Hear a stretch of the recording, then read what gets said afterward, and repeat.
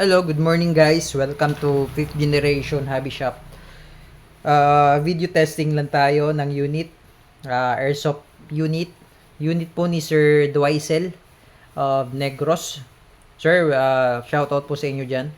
Dyan sa Negros. Okay, ito na po ang inyong unit sir na order. The Glock 17 F series or the Glock 17 4 series by WE. Airsoft gas blowback pistol. Ito po yung mga inclusion. Meron na po siyang pre. Pre na po siya na 12, number 12 pop dyno, standard power na green gas. Okay, green gas tank. And also comes with 0.23 grams per 1,000 shots, 5.95 mm airsoft BBs, Gerbrand, plastic BBs. Okay, and this is the box. Yan, WE, made in Taiwan, gas blowback, airsoft pistol po, okay. Glock 17, ayan, Glock 17 4 series. This one is the 4 series, ayan. We Tactical New Series, 4 series or F series. Okay, buksan na natin.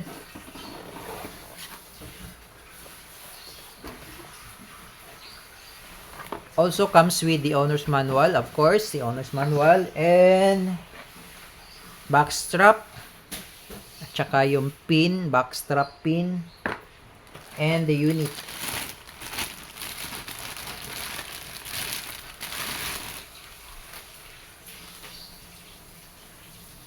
Ayan, Glock 17 4 series, two-tone po siya.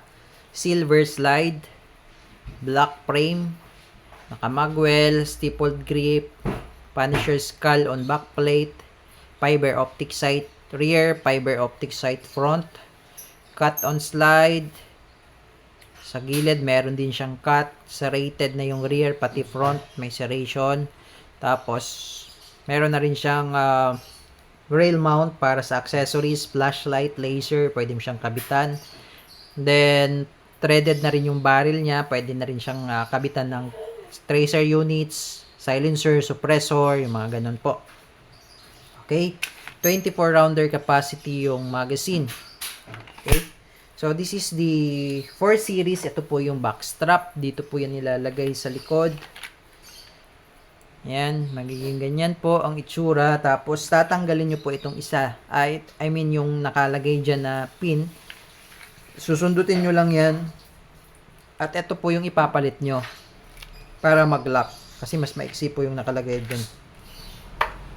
Okay? So, this is the 4 series. Ipapakita ko lang sa inyo yung G series, no? Yung standard design ng Glock. So, bali, ito po yung G series. Kumbaga, generation series. Kaya po siya tinatawag na G series. Ito po yung standard. Yung mapapansin nyo, yung sight niya hindi pa naka-fiber optic. Wala din siyang Punisher skull dito sa likod. Yan, standard grip. Hindi pa siya naka-magwell. Okay. Then, yung trigger niya, as you can see, yung trigger ng 4 series red. Sa kanya black. Ayan. Tapos, yung sa G series, naka-curve ito straight. Okay. Ito yung G series. Ayan. Standard design ng Glock 17. This one is the Gen 5. Sa 4 series natin, wala po tayong, kumbaga wala siyang generation kung ano ba siya, Gen 3, Gen 4, Gen 5. Kumbaga, ito na po yung latest version ng 4 series kasi from manufacturer, yung WE, hindi sila gumawa ng generation. Basta pag nilabas nila yung 4 series, yung latest one, yun na yung nilalabas nila. Hindi katulad nung sa G series na meron siyang generation, Gen 3, Gen 4, Gen 5, mga ganon. This one is the Gen 5. Gen 5 siya kasi ambidextrous na yung kanyang slide stop. Okay. Sa 4 series, hindi pa siya ambidextrous. Ayan. I think this one is the Gen 4. Ayan, hindi pa siya ambidextrous. Pero yun nga, wala pong kasing naka-indicate kung ano siyang generation sa, especially sa 4 series. Pero yung mga Gen 4 kasi, yung Gen 4 na Glock 17, ano siya, ganito yung design niya, makapal na rin yung mag-release, tapos yung slide stop isa lang din. So, I think this one is the Gen 4 yun nga, pero yun nga wala po silang generation. Okay, so again, shoutout po kay Sir Dwaisel ng Negros. This is your unit, the Glock 17 4 series or F series, silver slide, black frame. Okay, lagyan natin ng gas. So, bali pala, ito pala, sensitive po yung magazine natin. So, kailangan iwasan nyo pong malaglag, mabagsak. Kasi talagang, ito yung, kumbaga, ito yung nagpapagana sa kanya, sa unit natin. Okay? So, yung magazine. So, bali sa magazine, meron siyang dalawang bulb. Ito naman, ito po yung outlet bulb. Ito naman po yung inlet bulb. Diyan tayo nagkakarga ng gas. And then, dito tayo, ito po yung bulb kung saan, ito po yung nagre-release. Kaya siya tinatawag na output or outlet. Kasi, siya po yung nagre-release ng gas palabas. Okay. Ito, wala pa pong lamang gas yan kasi, ayan, napipindot pa siya. Pero pag nilagyan natin siya ngayon ng gas,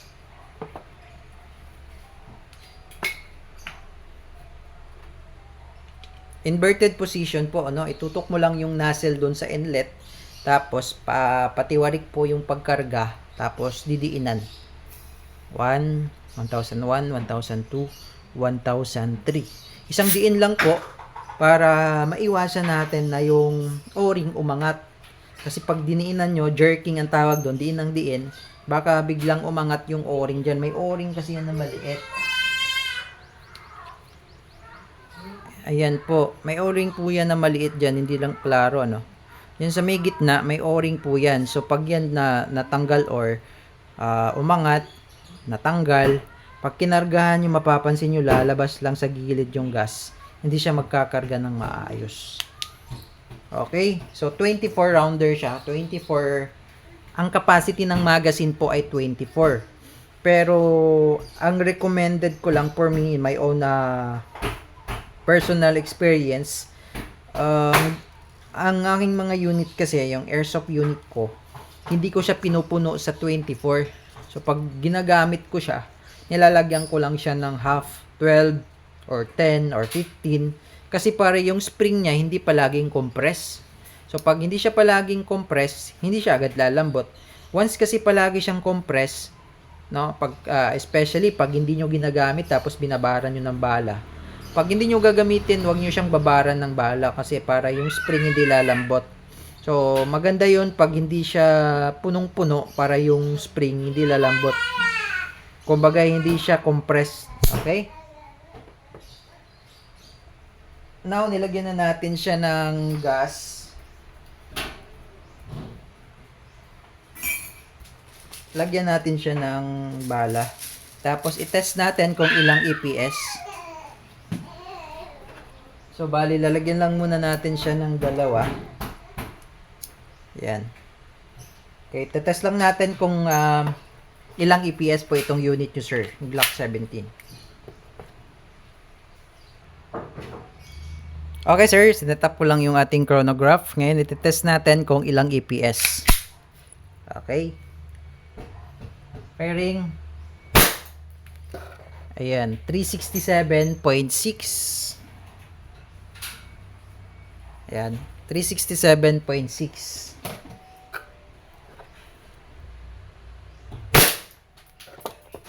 $363.7. Ayan, okay. Okay, so dahil dalawang bala lang yung nilagay natin kanina, dalawang putok lang siya, then nag-open chamber na siya. Ayan. So, ganyan po yung itsura kapag wala ng bala. Okay, open chamber po ang tawag dyan.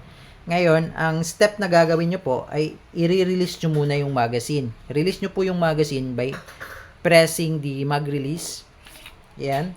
Tapos, para bumalik po yung slide sa original position niya, hatakin nyo lang yung slide.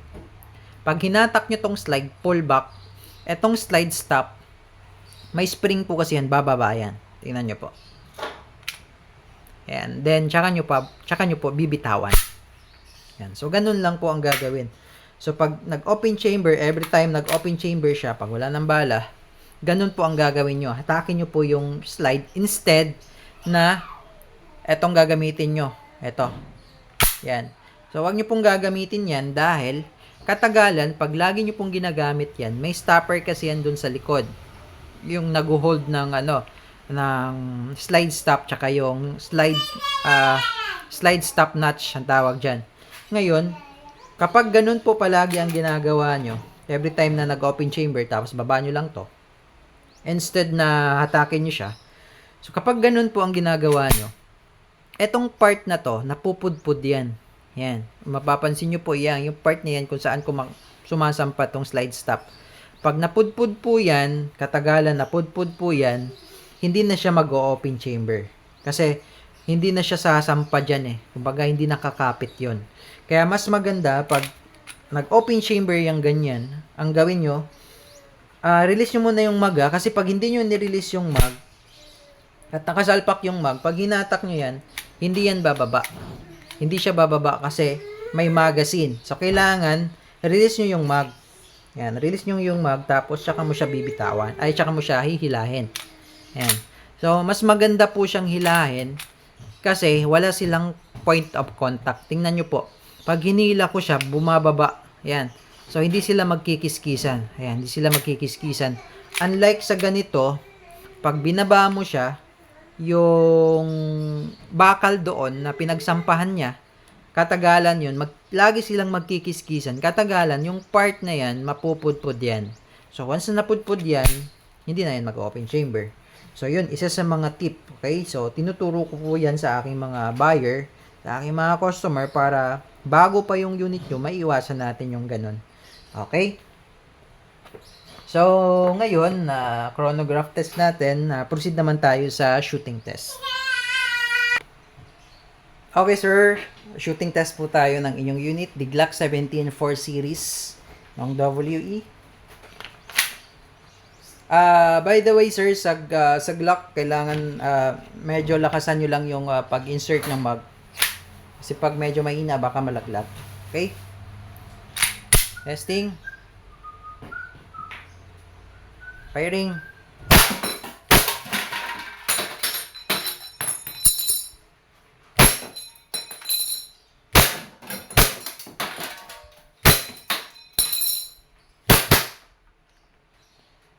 Ayan, open chamber again. Then, yung tinuro ko po sa inyo kanina, release the mag. Then, hatak nyo lang po yung slide. Okay, then hammer down for safety. Okay, so pag i-stack nyo po yung unit nyo, sir, kailangan lang lagyan ng kaunting gas, no? Kaunting gas para to protect the O-ring. Kasi may mga O-ring po yan sa loob. So, pag i-stack nyo talaga siya ng matagal, sabihin na nating months, kailangan meron po siyang konting gas na nakastack. Okay? So, yun naman po, sir. Thank you for choosing 5th Generation Hobby Shop. If you have more question po, message lang sa aming Facebook page, 5th Generation Hobby Shop. Thank you, sir, and have a nice day.